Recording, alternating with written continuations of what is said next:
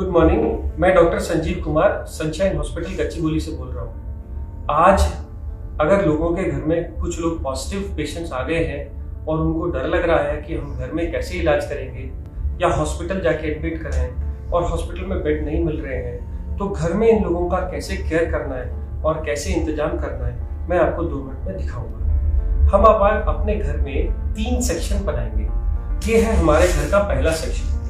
पहले सेक्शन में वो लोग रहेंगे जिन लोगों को कोई बुखार, जुकाम या कोरोना के फीचर्स नहीं है। जाकर के सब लोग टेस्टें कराने का कोई बेनिफिट नहीं है।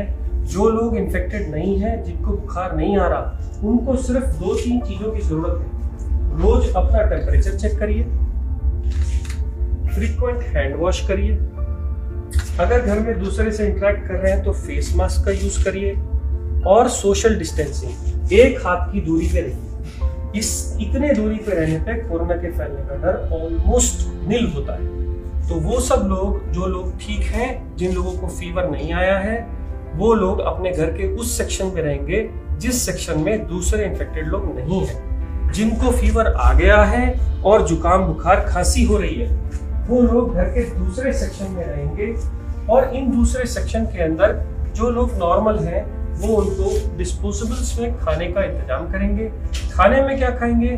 खाने में कोई भी वेजिटेरियन फूड, क्योंकि भूख कम हो जाती है, स्मेल कम हो जाती है, इसको आने में 1 महीना लगता है।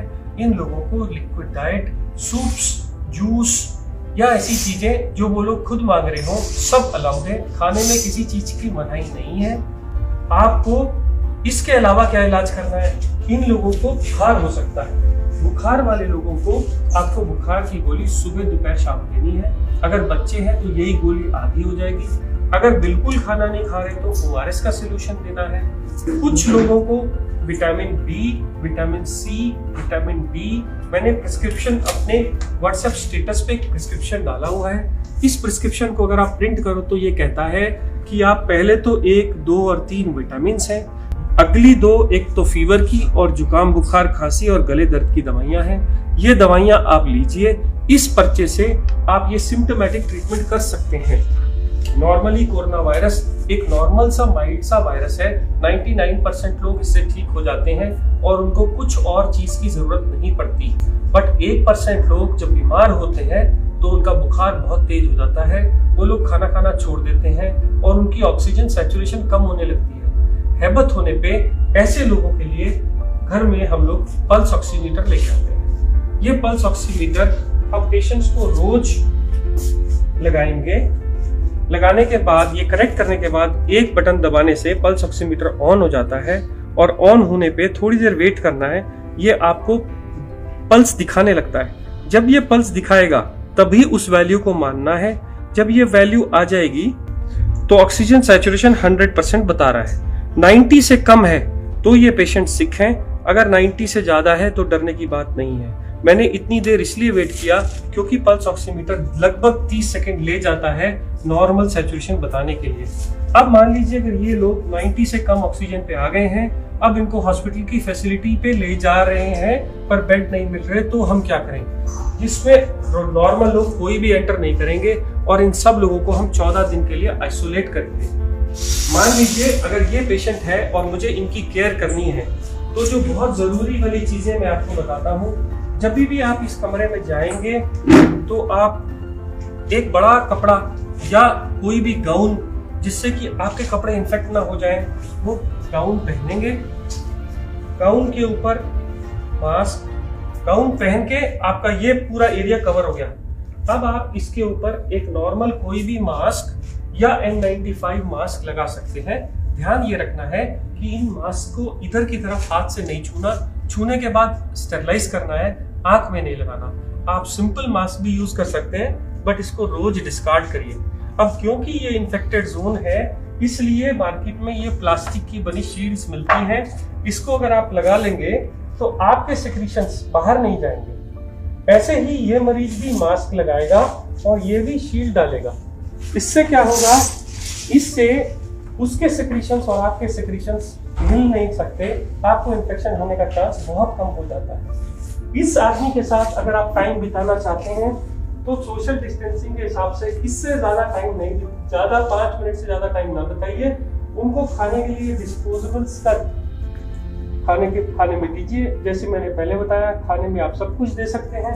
अब इन लोगों की केयर करते समय याद रखिए कि वो लोग खूब हैंड सैनिटाइजर्स या सोप का इस्तेमाल करें। इसके अलावा आप जब भी इन लोगों का सेवा करेंगे तो आप ग्लव का यूज करेंगे। हर बार ग्लव्स को डालने के बाद ही आप पेशेंट को टच करेंगे। ये ग्लव अगर कपड़े के यूज कर रहे हैं घर के बने हुए, तो हर बार उनको घर से बाहर जाने के बाद उनको वॉश किया जाएगा। अगर डिस्पोजेबल यूज कर रहे हैं तो हर बार यूज करने के बाद थ्रो कर दिए जाएंगे। अब अगर आप ऐसी कंडीशन में उस पेशेंट के साथ उसकी केयर करते हैं, उसको खाना देते हैं, उसके ऑक्सीजन लगाते हैं या जो भी कुछ कर रहे हैं, आपको इन्फेक्शन आने का चांस कम हो। मान लीजिए अब ये पेशेंट का मैंने ऑक्सीजन सैचुरेशन चेक किया और ये 90 से कम था। मैंने पल्स ऑक्सीमीटर लगाया और ये पल्स ऑक्सीमीटर लगा के रहने दिया। ये पेशेंट को फीवर भी आ रहा है, इसका ऑक्सीजन भी कम है, तो मैं क्या करूंगा? मैं पल्स ऑक्सीमीटर को लगा ही रहने दूंगा। और ऐसा सिलेंडर मार्केट से मिल जाता है, इसकी रिफिल हो जाता है, 400 रुपए पर रिफिल लेता है, 1 महीना चलता है। इसमें एक नॉब रहती है, ये नॉब को अगर आप ऑन करेंगे तो ये लीटर्स बताता है कितने लीटर पे चल रहा है। 5 लीटर पे जनरली जब भी होता है तो ऐसे छोटे नेजल प्रॉन्ग्स हम पेशेंट को लगा सकते हैं। ऐसे नेजल प्रॉन्ग लगा सकते हैं। नेजल प्रॉन्ग लगाने के बाद आप ये पल्स ऑक्सीमीटर की रीडिंग देखिए कितनी आ रही है। अगर ये 90 से ज्यादा नहीं आ रही और पेशेंट को तभी भी हैबत हो रही है, तो आप ये नेजल प्रॉन्ग हटा के मार्केट से ये बड़े वाला मास्क ला सकते हैं। इस मास्क से अगर आप सिलेंडर पे लगाएंगे तो 10 लीटर तक एक पेशेंट को ऑक्सीजन दी जा सकती है। तब आप ऑक्सीजन चेक करिए, 5 मिनट वेट करिए ऑक्सीजन देके। इसके बाद भी अगर ऑक्सीजन इंप्रूव नहीं हो रही तो आपके पास लास्ट ऑप्शन बचती है हाई फ्लो ऑक्सीजन मास्क। ये मास्क के साथ एक गुब्बारा लगा रहता है, इसको जैसे हम ऑक्सीजन से कनेक्ट करते हैं तो ये ऑक्सीजन एक्स्ट्रा देता है और इसमें आप 15 लीटर तक ऑक्सीजन भर सकते हैं। ये गुब्बारा भर जाने के बाद जब आप लगाते हैं तो पेशेंट की हैबत या ऑक्सीजन सैचुरेशन इंप्रूव कर जाती है। इसको लगाने के बाद आप सैचुरेशन को देखते जाइए, जब वो 90 से ऊपर हो जाए उसको ऐसे ही रहने दीजिए। दिन में ये लोग मास्क 3 से 4 घंटे लगा सकते हैं और जैसे अगर हैबत होने लगे तो छोटे मास्क पे आ सकते हैं। और अगर हो सके तो सोते वक्त बेड एंड को थोड़ा ऊंचा करके रखिए। अब इस कमरे की सेफ्टी के लिए कि इन्फेक्शन बाहर न जाए, घर का बना फिनाइल या कोई भी एंटीसेप्टिक सॉल्यूशन से घर का पोछा मारिए। अब आप इस कमरे से जब बाहर आने लगे तो आपको सबसे पहला काम क्या करना है? ग्लव उतार के डस्टबिन में फेंक देने हैं और ये गाउन निकाल के आपको बाहर नहीं जाना। आप ये गाउन को हटा के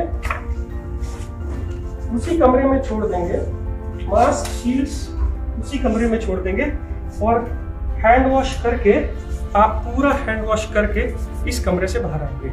14 दिन तक अगर इन लोगों की ऐसे ही सेवा करी जाए तो ये लोग इंप्रूव हो जाते हैं। अब इन लोगों की दवाइयों का क्या? मैंने जैसे पहले बताया था, व्हाट्सएप स्टेटस पे एक और ट्रीटमेंट डाला है। ये ट्रीटमेंट उन लोगों के लिए है जिनको बेड्स नहीं मिल रहे, हॉस्पिटल फैसिलिटी नहीं है और दवाई देने का और कोई इंतजाम नहीं है।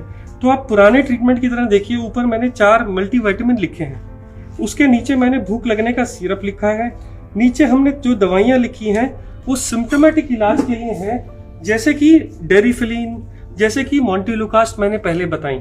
इसके अलावा जो नीचे आने वाले इंजेक्शन या एंटीबायोटिक्स हैं जो डॉक्टर की गाइडेंस में लेने चाहिए, वो एक तो है डॉक्सीसाइक्लिन, सुबह शाम 5 दिन के लिए 10 गोलियां, ये लोग इतनी देर में इंप्रूव कर जाते हैं। और दूसरे हैं 2 इंजेक्शन। एक इंजेक्शन है ब्लड थिनर का, क्योंकि कहा गया है कि ऐसे लोगों को क्लॉट्स बन जाते हैं, इसलिए ये इंजेक्शन सुबह शाम देना है डॉक्टर की गाइडेंस में।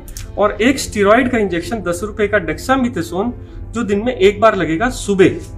अगर ये इंजेक्शन आपके पास में आपके घर का डॉक्टर लगा देता है तो आपको हॉस्पिटल के खर्चे या हॉस्पिटल के बेड अगर नहीं अवेलेबल है तो भी आप इंतजाम कर सकते हैं। कुछ लोग बोलते हैं हमारे पास इंजेक्शन की कोई भी सहूलियत नहीं है, कोई भी डॉक्टर नहीं आ रहा है, तो मैंने एक ब्लड थिनर एपिक्साबैन और एक स्टेरॉइड ओरल मिथाइल प्रेडनिसोलोन भी रखा है। आप इसको भी प्रिस्क्रिप्शन के हिसाब से प्रिंट करके ले सकते हैं। इतना सेटअप अगर आपके घर में है तो ये आईसीयू का काम करेगा। मैं फिर बोल दूं, आपको sanitizer, face shield, face mask, bed जिसका बैक ऊंचा हो, 3 तरह के फेस मास्क, एक ऑक्सीजन सिलेंडर, घर में फिनाइल, एक कवर, बॉडी कवर जो सेवा कर रहे हैं, हर बार ग्लव्स का यूज करिए। ये एक आईसीयू सेटअप है, क्योंकि आज भी कोरोना की कोई स्पेसिफिक दवाई या वैक्सीन आनी है और इससे ज्यादा ट्रीटमेंट अभी भी आईसीयू में नहीं हो रहा है। बहुत ही एक्सेप्शनल कंडीशन में 2 और दवाइयां हैं जो बगैर आईसीयू सेटअप के नहीं दी जा सकती। ये 99% इलाज हर लोगों तक अगर पहुंच जाए तो वो लोग जिनको मेडिकल सेवा अभी भी उपलब्ध नहीं है, वो लोग अपनी सेवा या अपने घर वालों की सेवा कर सकते हैं। मैं doctor Sanjeev Kumar sunshine hospital से बोल रहा हूँ।